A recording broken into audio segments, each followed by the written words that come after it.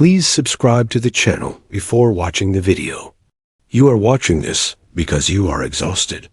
Exhausted by the endless cycle of chasing, adapting, and bleeding out your energy for people who barely notice. You think the answer is to pull away. It isn't. The real solution is total unapologetic self-consumption. Society tells you that self-love is gentle, a warm bath, a positive affirmation, setting a polite boundary. They are lying to you. True self-addiction is a ruthless act of psychological warfare. It is the violent severing of your emotional umbilical cord to the world. Carl Jung unearthed a hidden mechanism in the human psyche, a forbidden psychological trigger that once pulled forces the world to shift around you. It makes you biologically immune to rejection. But to activate it, you have to commit an act of inner treason that terrifies the average human. You have to cross a line from which you can never return. Look at your relationships.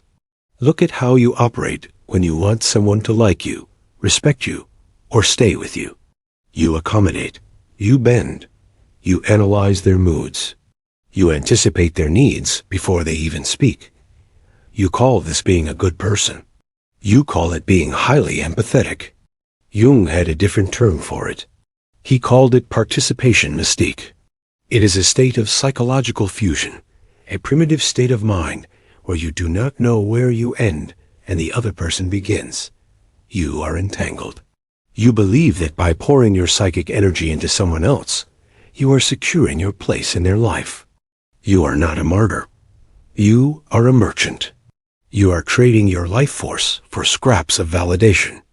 When you are not addicted to yourself, you become a psychological parasite. You attach your emotional baseline to an external host. If they text back, you are happy. If they withdraw, you spiral into panic. Your entire internal weather system is controlled by the whims of a person who is barely paying attention to you. This is a pathetic way to live. To shift reality, you must understand a brutal law of human dynamics. People are not attracted to generosity. They are attracted to gravity. Gravity requires mass. It requires density. When you are constantly reaching outward, trying to fix others, trying to please others, your energy is dispersed. You are a vapor. You have no weight. You can be blown away by a single critical comment. The people who control the world, the ones who command respect simply by walking into a room, do not reach outward. They have collapsed inward. They have developed an intense, heavy, undeniable psychological density. They are so deeply rooted in their own existence, so utterly consumed by their own internal processes that they pull people into their orbit. You want to stop being ignored. Stop projecting your energy outward. You must become fiercely, obsessively protective of your attention. Your attention is the currency of your soul. Every time you obsess over what someone else is thinking about you, you are handing them your wallet. Stop funding their ego. Imagine treating your own mind with the desperate obsession you usually reserve for a romantic interest who is pulling away. Imagine waking up and immediately checking in on your own psychological state instead of checking your phone for a message. Imagine analyzing your own dreams, your own fears, and your own ambitions with the forensic intensity you use to analyze someone else's mixed signals. When you direct that massive, terrifying beam of obsession back onto yourself, the host star ignites. People feel the shift instantly. They sense that you are no longer feeding on them. You are feeding on yourself. You become a self-sustaining psychological ecosystem. And paradoxically, the moment you stop needing them to survive, they become desperately curious about how you are surviving so well without them. But how do you build this massive psychological density? You cannot build it using the sanitized, acceptable version of yourself. You cannot build it with the fake smile and the perfect resume. Gravity requires heavy materials. You have to use the parts of yourself that you have locked in the basement. To become addicted to yourself, you cannot just love the light. Everyone loves their light. Everyone loves the parts of themselves that are charming, successful, and kind. That is easy, but the light has no weight.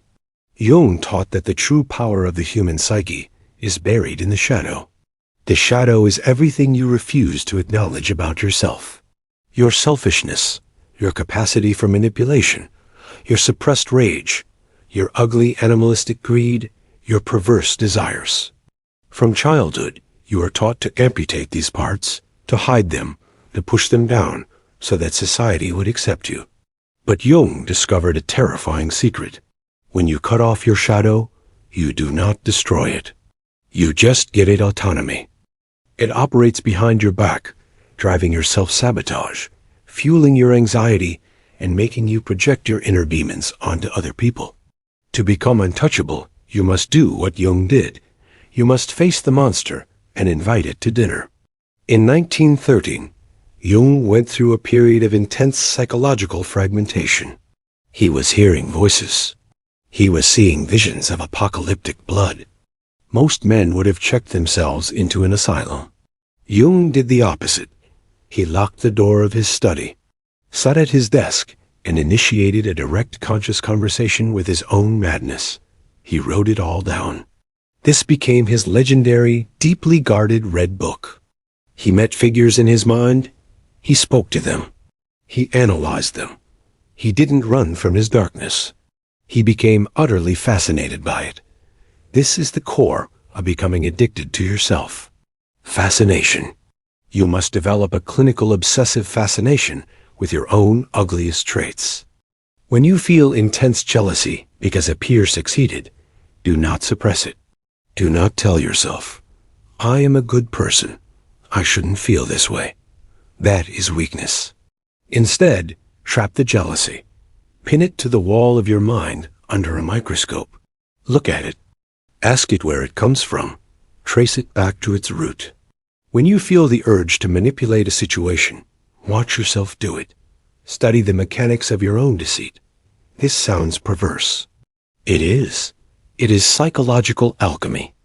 Robert A. Johnson, a renowned Jungian analyst, noted that the shadow contains pure, unrefined gold. Your rawest power, your deepest creativity, and your most uncheckable boundaries are trapped inside the beast you are trying to hide. When you stop running from your shadow and start studying it, you take its power. You realize that your capacity for cruelty is exactly what allows you to set a boundary that cannot be crossed. Your selfishness is exactly what protects your time. Your arrogance is the shield that deflects the unfair judgments of the crowd. When you integrate the shadow, you become whole. And a whole human being is a terrifying thing to manipulate. Think about it.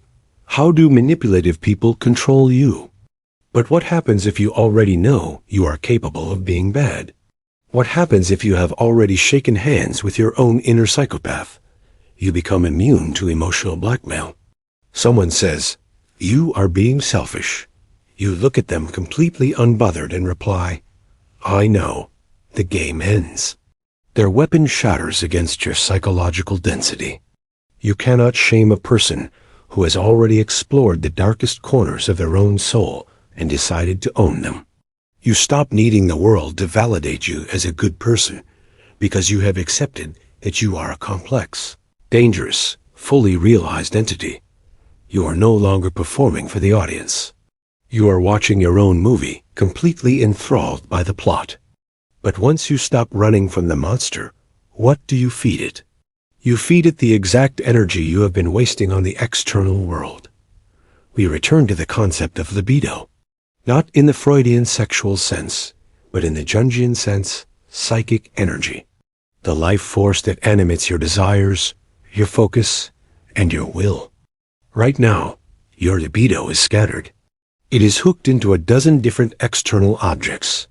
It is hooked into the job you hate, the ex who left you, the friends who drain you, and the societal expectations you are failing to meet.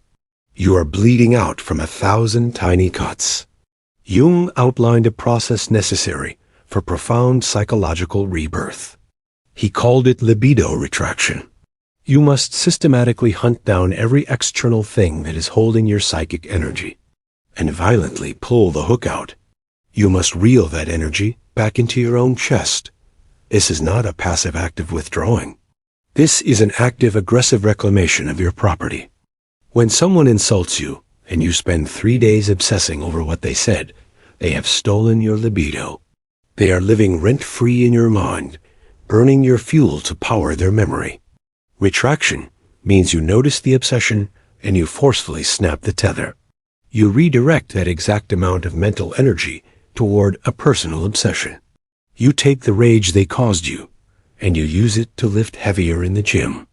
You take the anxiety they gave you, and you use it to relentlessly execute a business strategy. You become an alchemical furnace. In alchemy, the base metals are not transformed by exposing them to the open air. They are sealed inside a vessel, an athanor, and subjected to intense concentrated heat.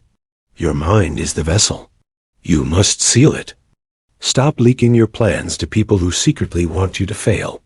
Stop complaining about your miseries to people who are entertained by your tragedy.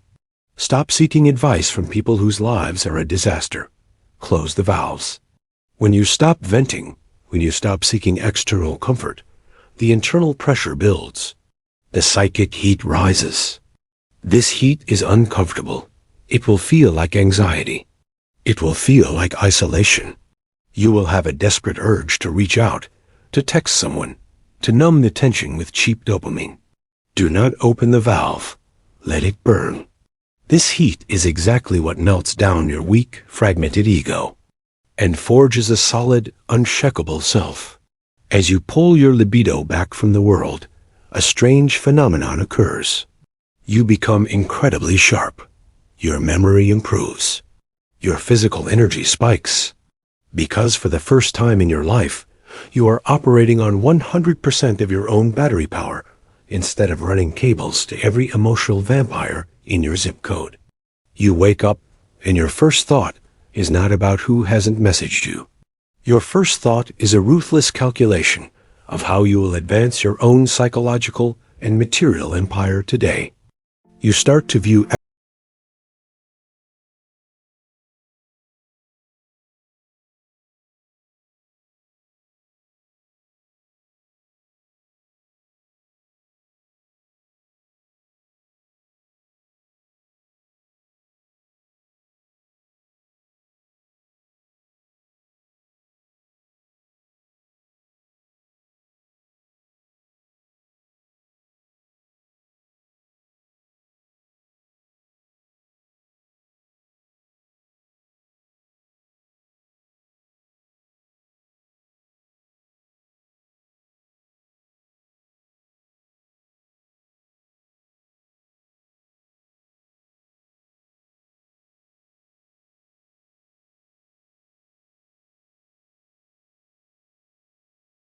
and hoarded their own psychic energy. You become a magnet. They will want to know your secret. They will want to be close to the heat of your furnace. They will offer you opportunities, affection, and loyalty.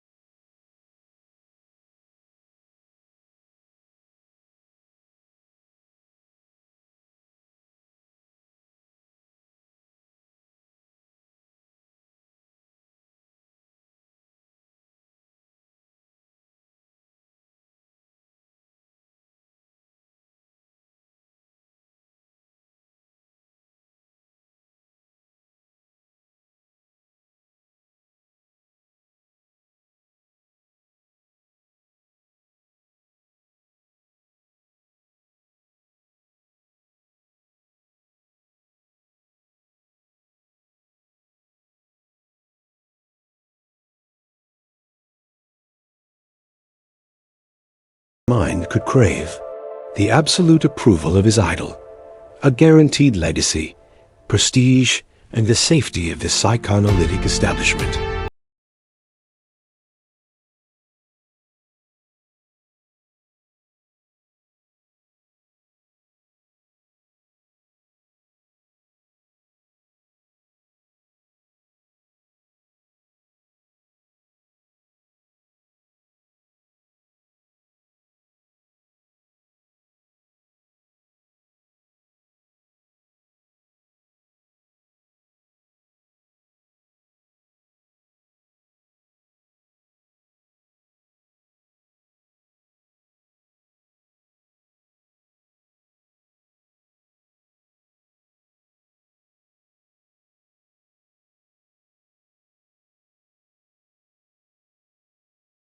His colleagues turned their backs. The establishment labeled him a mystic and a traitor. Jung was entirely, brutally isolated. He lost his professional world, his friends, and his mentor in one violently swift stroke. It broke him.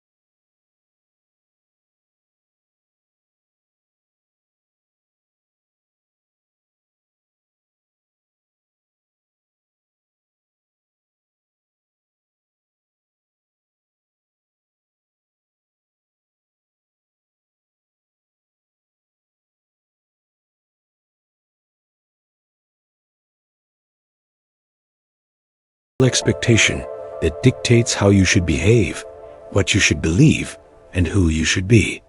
You are clinging to it because it provides the illusion of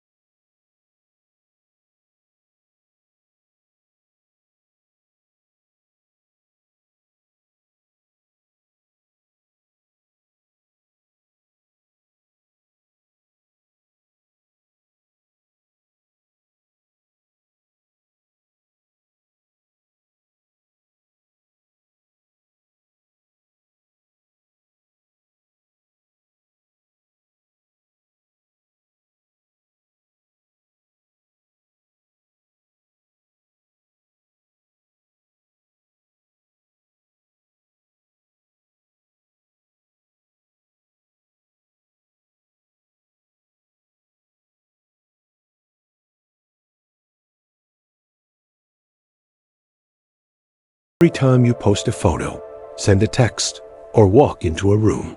You are hoping for the flashing lights.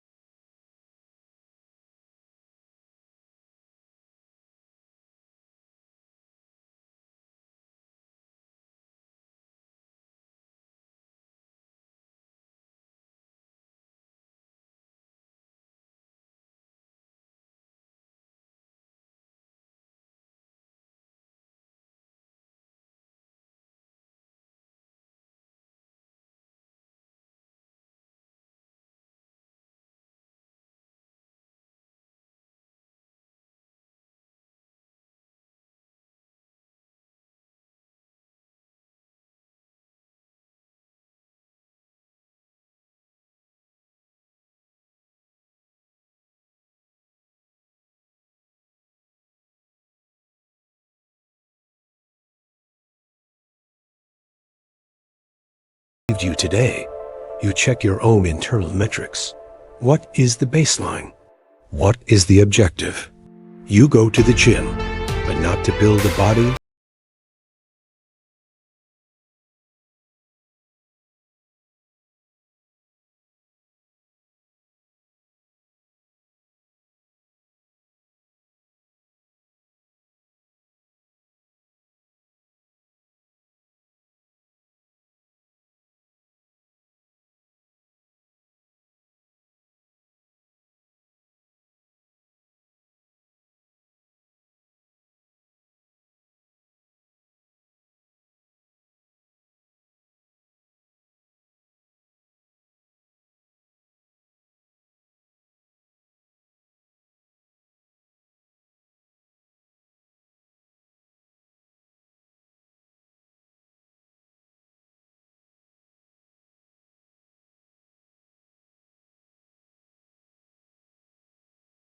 you study your own failures, not with shame, but with the cold calculation of an engineer identifying a structural flaw. Ah, I reacted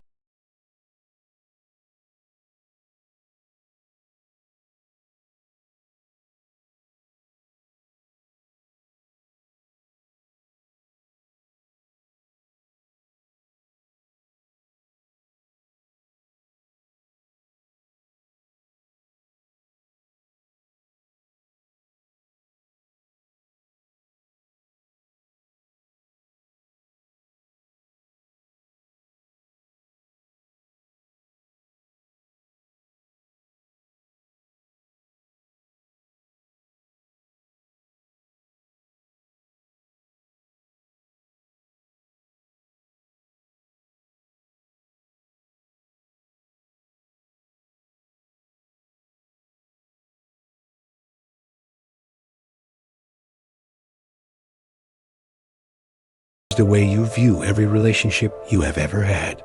Jung identified that we all possess an inner masculine or feminine counterpart.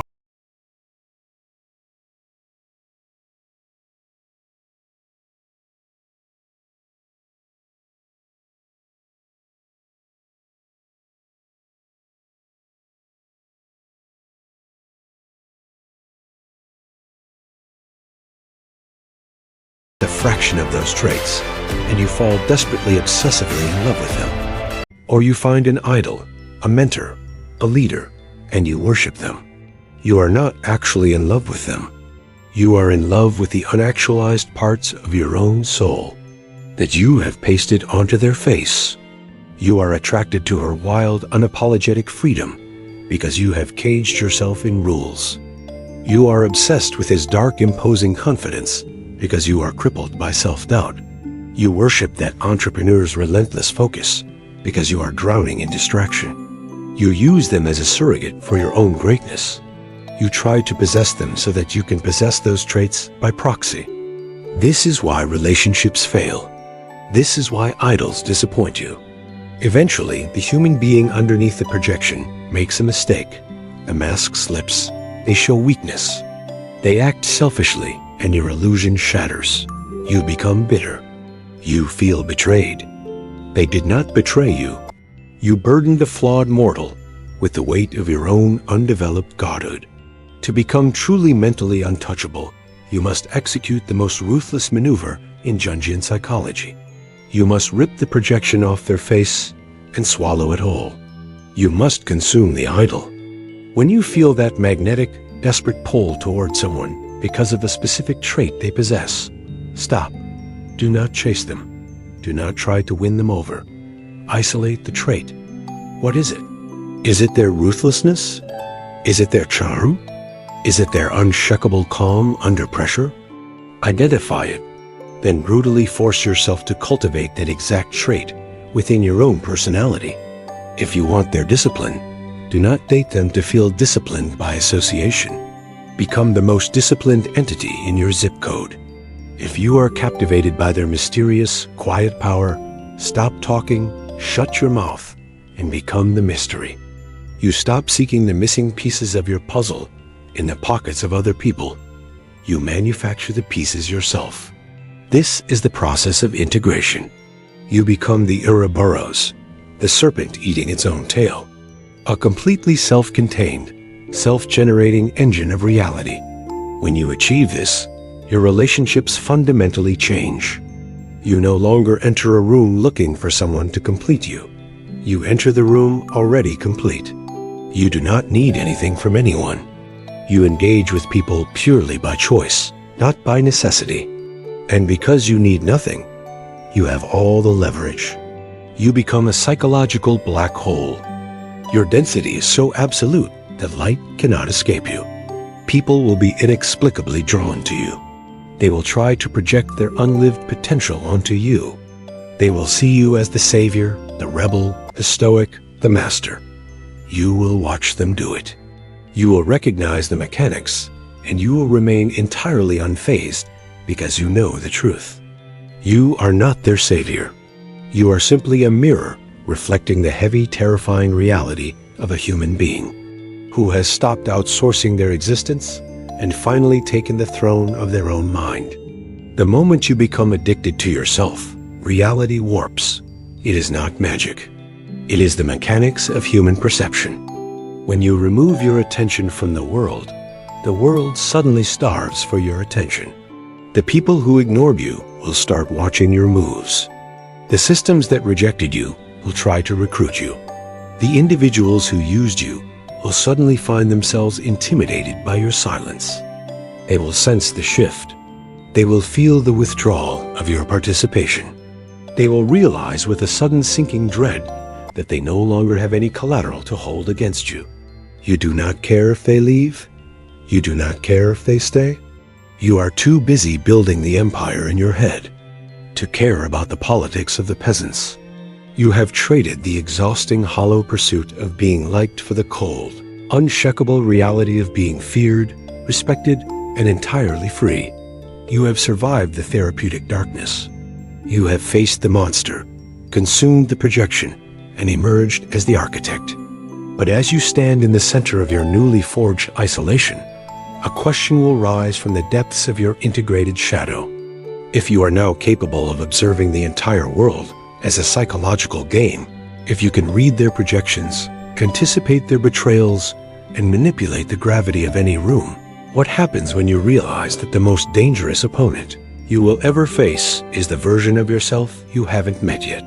If this opened your eyes, understand this is only what I can show publicly. There are videos I cannot upload for everyone. There are aspects of dark psychology that I simply cannot discuss publicly on YouTube without being censored or demonetized.